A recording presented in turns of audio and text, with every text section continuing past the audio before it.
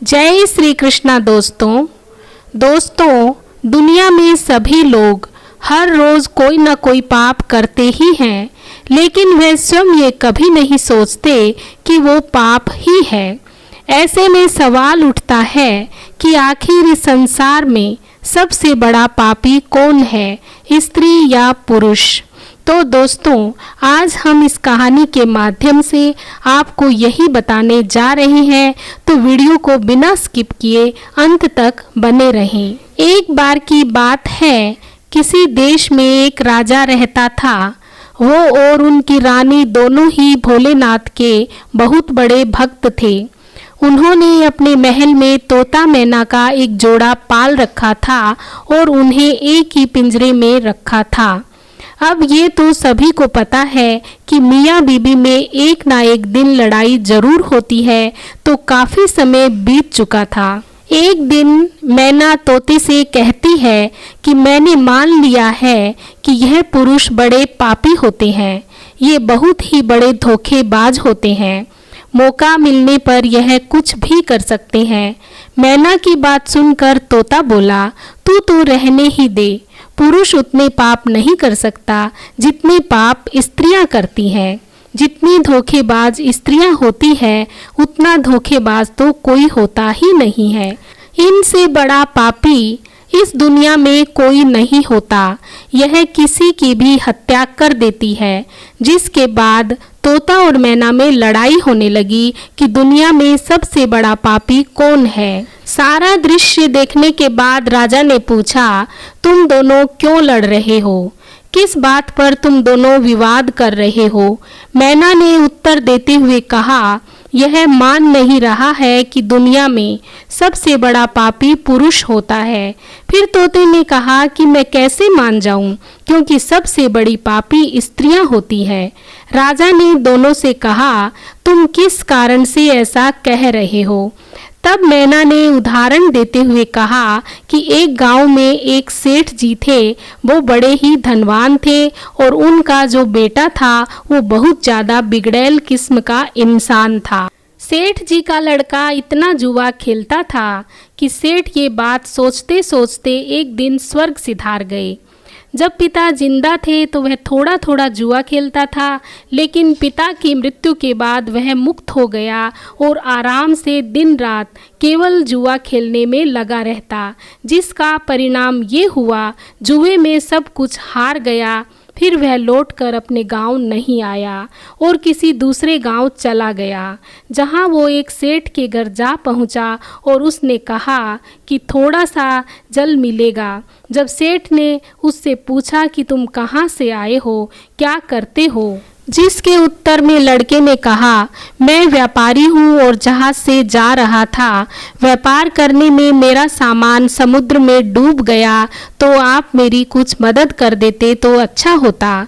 सेठ ने लड़के की बात सुनी और फिर उसकी बातों के जाल में फंस गए और कहने लगे कि बेटा, तुम दिखने में ठीक ठाक हो और कमा भी लेते हो, तो क्या मेरी बेटी से शादी करोगे?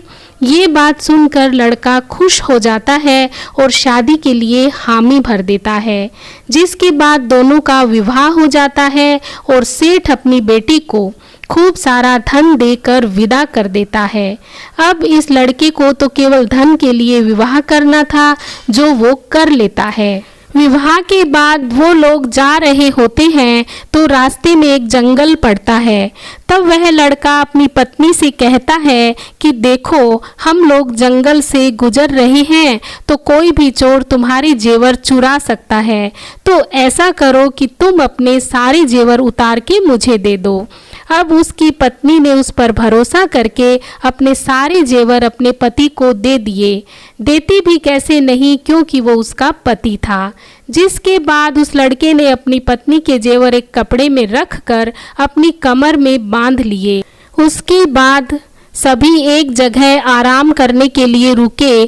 तब उस लालची लड़के ने साथ आई दासी को मार डाला और अपनी पत्नी को कुएं में गिरा दिया, जिससे वह उसमें डूबने से मर जाएगी। वो वहां से चला गया, किंतु उसकी पत्नी मरी नहीं और कुएं से बाहर निकलने के लिए आवाज लगाती रही। कुएं के पास से एक आदमी गुजर रहा था। तब उसने किसी महिला की आवाज़ सुनी तो उस व्यक्ति ने उस महिला को कुएं से जैसे ही तैर कर बाहर निकाला। कुएं से बाहर निकलने के बाद महिला ने अपनी सारी जानकारी उस व्यक्ति को दी, जिस पर उस व्यक्ति ने महिला को उसके पिता के घर पहुंचा दिया। घर पहुंचने के बाद महिला के पिता यानी सेठ जी ने पूछा कि क्या हुआ तुम्हारे साथ। अब क्योंकि वो स्त्री पतिव्रता थी, इसलिए उसने अपने पिता से झूठ कहा और बोली, पिताजी, जंगल में कुछ चोरों ने हम पर हमला कर दिया था और दासी को मार दिया, मुझे कुएं में धकेल दिया और पति का कुछ पता नहीं। बेटी की बातें सुनकर सेठ जी बोले, चलो कोई बात नहीं, भगवान सब सही कर देंगे। कुछ समय बाद लड़का दोबारा अपने ससुराल पहुंचा और सोचा कि सेठ जी से कहेगा कि आप नाना बनने वाले हैं और इसके बदले में खूब सारा धन मिल जाएगा। लेकिन वह जैसे ही अपने ससुराल पहुंचा, उसकी मुलाकात उसकी पत्नी से हुई, जिस पर उसकी पत्नी ने कहा कि मैंने पिताजी से ये सारी बातें बताई है तो आप भी यही बता देना। वो कहते हैं ना, आदत वालों की आदत नहीं जाती। उसने देखा कि उसकी पत्नी ने बहुत सारे जेवर पहन रखे हैं तो उस लड़के ने पत्नी से कहा, तुम सो जाओ, सुबह मैं तुम्हें अपने साथ लेकर जाऊंगा। रात हुई और उसने अपनी पत्नी का चाकू से कत्ल कर दिया और सारे जेवर लेकर चला गया। राजा को ये सब कहानी बताने के बाद मैना ने कहा कि इसलिए मैं बोलती थी कि पुरुष दुनिया का सबसे बड़ा पापी इंसान होता है। उसने अपनी पत्नी को मारा और सारा सामान लेकर चला गया।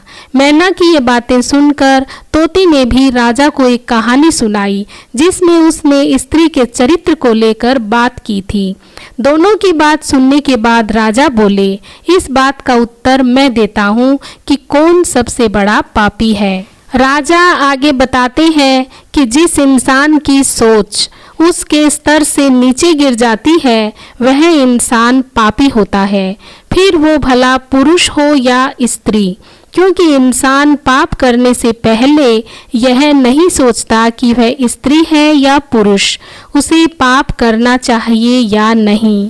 तो दोस्तों, आपने जाना कि दुनिया का सबसे बड़ा पापी कौन है।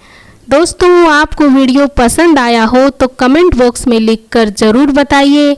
यदि आप मेरे चैनल पर नए हैं तो प्लीज़ मेरे चैनल को सब्सक्राइब कर दीजिए और बेल आइकन प्रेस करना भी ना भूलें, ताकि आने वाली सारी वीडियोस की नोटिफिकेशन आपको मिलती रहे। धन्यवाद। जय श्री कृष्णा।